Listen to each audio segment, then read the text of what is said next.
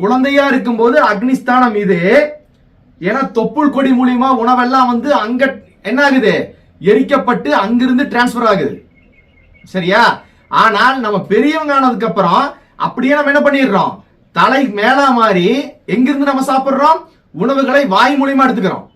சரியா? வாய் மூலியமாவும் மூச்சை பாத்தீங்கன்னா மூக்கின் வழியாகவும் எடுத்துக்கிறோம்.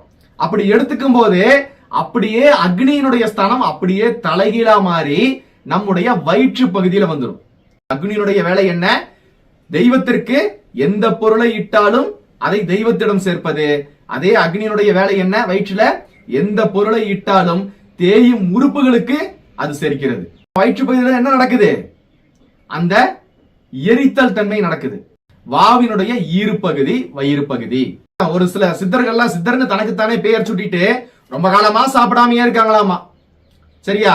கிண்ண சாதனையே 73 நாள் தான். என்ன போட்டீங்கனாலும் ஹோமகுண்டத்துல என்ன ஆகும், எரிக்கப்படுமா? அதே தானே வயிற்றுலையும் நடக்குது. நீங்க என்ன போட்டீங்கனாலும் வயிற்று என்ன பண்ணுது, எரிக்கப்படுது. நம்ம ஏன் ஆக்னை சக்கரத்தை தொப்புள் பகுதின்னு சொல்றோம்?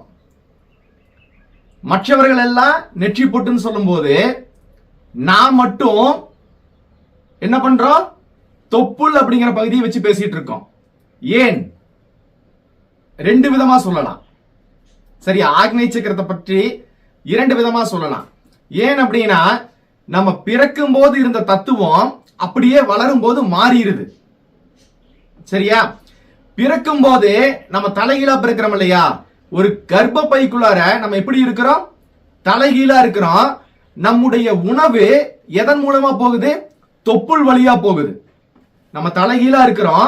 சோ நம்முடைய உணவு தொப்புள் மூலமா போய் அப்படியே கீழே நம்முடைய நெற்றி பொட்டினுடைய பகுதி, நெற்றி பொட்டுக்கும் இந்த வாய்க்கும் நடுவில் இருக்கக்கூடிய பகுதியில அதத்தான் அக்னிஸ்தானம். அதாவது ஆக்னையும் அக்னியும் ஒண்ணுதான். நம்ம ஏற்கனவே பேசியிருக்கோம்ல. அதாவது ஐ ஒளியும் ஈ ஒளியும் மாறி மாறி எல்லா இடத்துலயும் இருக்குது.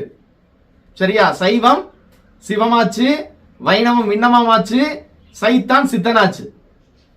சரியா? இல்ல இது அப்படியே மாற்றி சொல்லலாம். சிவம் சைவமாச்சு, விண்ணவம் வைணவமாச்சு, சித்தன் சைத்தானாச்சு. சரியா? சோ இப்படி ஆன மாதிரி ஆக்னை அப்படிங்கிற வார்த்தை அக்னி அப்படிங்கிற ஸ்தானம் தான். சரியா? ஆக்னைங்கிறது அக்னி. அக்னினா என்ன? அக்னி ரிக்வேதத்துல முதல் பாடல், அதாவது 4 வேதங்கள் நமக்கு இருக்கு. அந்த 4 வேதங்கள்லயும் முதல் வேதம் ரிக்வேதம். அந்த ரிக்வேதத்திலையும் முதல் பாடலா அக்னியை பற்றி தான் குறிப்பிடுறாங்க. சரியா? இந்த அக்னி ஒண்ணுதான் என்ன பண்ணும் அப்படின்னா, எல்லாவற்றிலும் உள்ள நிறைஞ்சிருக்கும். அதாவது இந்த பஞ்சபூதங்களையும் மாட்டி வைக்கக்கூடிய ஒரு சக்தி அக்னிக்கு தான் இருக்கு. சரியா? அந்த ஸ்தானம் தான் அக்னிஸ்தானம் சொல்றோம்.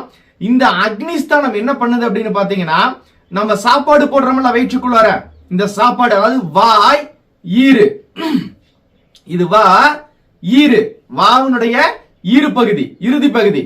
சரியா? வயிற்று பகுதி அதாவது பாத்தீங்கன்னா வாக்குள்ளார போடுறோம். இந்த வாவினுடைய ஈறு பகுதி பாத்தீங்கன்னா வயிற்று பகுதி. சரியா?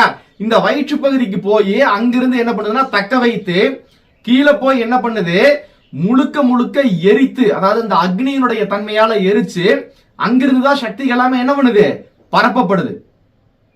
சரியா? இதே விஷயம் குழந்தைக்கு எங்க நடக்குது அப்படின்னு பாத்தீங்கன்னா, குழந்தை தொப்புள் கொடி மூலியமாவெல்லாம் சுவாசிக்குது.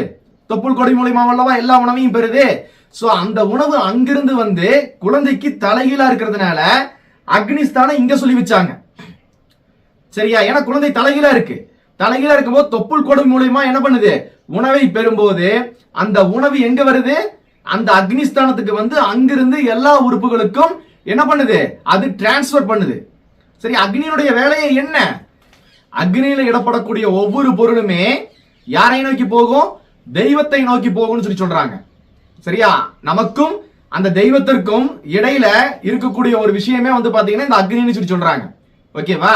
இந்த அக்னி என்ன பண்ணுதுன்னா, நம்ம போடக்கூடிய அத்தனை பொருளையும் எரிச்சு எரிச்சு எரிச்சு தெய்வத்துக்கு சேர்க்கிற மாதிரி நம்ம உடம்புல நாம உண்ணக்கூடிய உணவெல்லாம் என்ன ஆகுது அப்படின்னு பாத்தீங்கன்னா, செரிமானமாகி அங்கிருந்து சத்துக்களை எல்லாம் தெய்வத்துக்கு எடுத்து போகுது. தெய்வத்துக்கு எடுத்துட்டு போகுது. தெய்வம்னா யாரு? நம்ம என்ன சொல்லியிருக்கோம், தேயும் தெய்வம், அதாவது தேயும் வம். சரியா? தேயும் உறுப்புகளுக்கு, தேயும் உறுப்புகளுக்கு சக்தி தேவையா இல்லையா? தேயும் உறுப்புகளுக்கு சக்தி தேவை. கரெக்டா? உடம்புல ஒவ்வொரு தேயும் உறுப்புகளுக்கும் சக்தி தேவை. அந்த சக்தியை நம்ம எப்படி அனுப்புவோம்? நீர் மூலியமா போகுது. ஆனால் அதையெல்லாம் யார் எரிப்பா? ஃபர்ஸ்ட் அக்னி எரிச்சு நம்ம வயிற்று பகுதி இல்லையா நம்ம உடல்ல. அதனாலதான் ரெண்டுக்கு வித்தியாசம் புரிஞ்சுக்குங்க. சரியா? குழந்தையா இருக்கும்போது அக்னிஸ்தானம் இது. ஏன்னா தொப்புள் கொடி மூலியமா உணவெல்லாம் வந்து அங்க என்ன ஆகுது? எரிக்கப்பட்டு அங்கிருந்து டிரான்ஸ்பர் ஆகுது. சரியா? ஆனால் நம்ம பெரியவங்க ஆனதுக்கு அப்புறம் அப்படியே நம்ம என்ன பண்ணிடுறோம்? தலை மேல மாறி எங்கிருந்து நம்ம சாப்பிடுறோம்? உணவுகளை வாய் மூலியமா எடுத்துக்கிறோம். சரியா? வாய் மூலியமாவும் மூச்சை வந்து பாத்தீங்கன்னா மூக்கின் வழியாகவும் எடுத்துக்கிறோம்.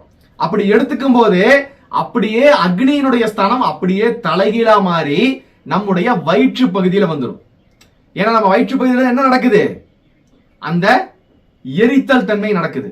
சரி, அக்னியினுடைய வேலையே என்ன? பொதுவான வேலை என்னன்னா அக்னியில போடக்கூடிய அத்தனை பொருளும் அது என்ன பொருளா இருந்தாலும் அது முழுமையா தன்னுடைய நிலைக்கு மாறி, சரியா, தான் இருக்கக்கூடிய நிலையிலிருந்து அதனுடைய தன்மையான நிலைக்கு, அதாவது அதனுடைய ஒரிஜினல் நிலைக்கு, சரி, அதனுடைய உண்மையான நிலைக்கு மாறி அதை வந்து தெய்வத்திற்கு சேர்ப்பதுதான் அக்னியினுடைய வேலைன்னு சொல்றாங்க. சரியா? அதே வேலையை தான் என்ன பண்ணுது அப்படின்னா உடம்புல நம்ம போடக்கூடிய அந்த நம்ம உணவு, நீர், காற்று இவை எல்லாமே என்ன பண்ணுது? எரிக்கப்பட்டு அங்க ஆக்சிஜனேற்றம் அடைந்து உணவு குழாய் மூலியமா என்ன பண்ணுது அப்படின்னு பாத்தீங்கன்னா உடம்புகளுக்கு சக்தியை அனுப்புது. சரியா? இந்த சக்தி எங்க போகுது அப்படின்னு பாத்தீங்கன்னா எங்க போகுது? தெய்வத்திற்கு. தெய்வம்னா யாரு? தேயும் உறுப்புகளுக்கு சக்தி போகணும். தேயும் உறுப்புகளுக்கு சக்தி போகணுமா போக கூடாதா? தேயும் உறுப்புகளுக்கு சக்தி போனாதான் தேயும் உறுப்புகள் எப்படி இருக்கும்? நிலையா இருக்கும். தேயும் உறுப்புகளுக்கு சக்தி போகலினா அந்த உறுப்பு தேஞ்சிட்டே போகும். நம்மளே உடம்பு தொய்வடைகிறதுனால தானே தொய்வு தேய்வு. சரியா? உடம்பு தொய்வடைகிறதுனால தானே உணவு எடுத்துக்கிறோம், நீரை குடிக்கிறோம், காற்றை சுவாசிக்கிறோம். இவை எல்லாமே உடம்பு தொய்வடைகிறதுனால தானே. ஏன்னா நிறைய பேர் சொல்றாங்க, ஒரு சில சித்தர்கள்லாம் சித்தர்னு தனக்குத்தானே பெயர் சுட்டிட்டு ரொம்ப காலமா சாப்பிடாமையே இருக்காங்களாமா. சரியா? கிண்ண சாதனையே 73 நாள் தான். சரியா? 76 நாள் ஒருத்தர் வாழ்ந்து இறந்தாரு. ஆக்சுவலா சிறையில, இந்திய சிறையில வந்து பாத்தீங்க அப்படின்னா ஒருத்தர் 76 நாள் வந்து உண்ணாவிரதம் இருந்து இறந்தாங்க. அவர் கூட இருந்தவங்க எல்லாம் 48 நாள்லயே வந்து இறந்துட்டாங்க. சரியா? அந்த மாதிரி உணவு உண்ணாம யாருனாலும் இருக்கவே முடியாது. ஃபர்ஸ்ட் சரியா? ஒரு குறிப்பிட்ட பீரியடுக்கு அப்புறம் அது தன்னையே எரிச்சு அந்த தன்மையை எடுத்துக்கும். சரியா? அப்ப குழந்தையினுடைய அக்னிஸ்தானங்கிறது இது, பெரியவர்களுடைய அக்னிஸ்தானங்கிறது எது? நம்முடைய வயிற்று பகுதி. சரியா? ரெண்டுக்கும் வித்தியாசம் புரியுதா? குழந்தை தலைகீழா இருக்கிறதுனால தொப்புள் கொடி மூலியமா உணவு பெறுது. அந்த உணவு கீழே அக்னிஸ்தானம் சொல்லக்கூடிய அந்த அக்னியில எரிக்கப்பட்டு சரியா பஞ்சபூதங்களாக பிரிஞ்சு தன்னுடைய நிலையை பெற்று ஒவ்வொரு தேயும் உறுப்புகளுக்கும் அங்க சப்ளை ஆகுது. சரியா? அதே விஷயம் பெரியவர்கள் ஆனதுக்கு அப்புறம் என்ன ஆகுதுன்னா தலைகீழாக மாறி, அதாவது தலை மேலாக மாறி நம்ம என்ன பண்றோம்? இப்போ அந்த உணவை வாயின் மூலியமாவும் மூச்சை வந்து என்ன பண்றோம்? மூச்சு காற்றை வந்து மூக்கின் மூலியமாகவும் சுவாசிக்கிறோம். சரியா? இந்த காற்றை நம்ம சுவாசிக்கும் போதும் இந்த உணவை உண்ணும் போதும் அதெல்லாம் எங்க எரிக்கப்படுது? வயிற்று பகுதியில் எரிக்கப்பட்டு அந்த வயிற்றிலிருந்து என்ன பண்ணுது? பொருள் எல்லாம் அது வந்து கல்லை தின்னாலும் கரையற வயசுலாம் சொல்லி சொல்லுவாங்கல்ல. சோ என்ன போட்டீங்கனாலும் ஹோமகுண்டத்துல என்ன ஆகும்? எரிக்கப்படுமா? அதே தானே வயிற்றிலையும் நடக்குது. நீங்க என்ன போட்டீங்கனாலும் வயிற்றில் என்ன பண்ணுது? எரிக்கப்படுது. எரிக்கப்பட்டு தேயும் உறுப்புகளுக்கு அது தன்னுடைய சக்திகளை அனுப்புது. சரியா? அது பிரிக்கப்பட்டு தானுங்கிற ஒரு நிலையை ஏற்படுத்தி, சரியா?